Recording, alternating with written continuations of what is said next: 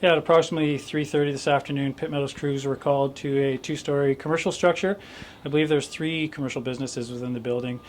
We were called for a feeling of nausea as well as an odd smell within the building. Upon arrival, the crews discovered very high levels of CO.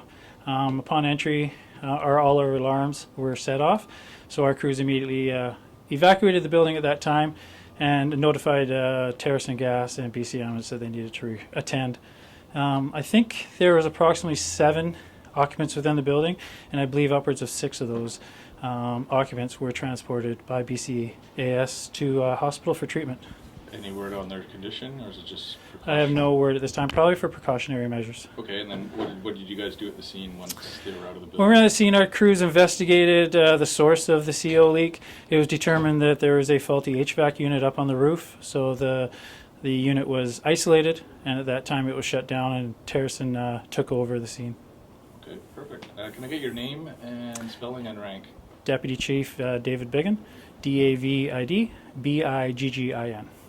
And you're Deputy Chief? Deputy Chief, yeah. Perfect.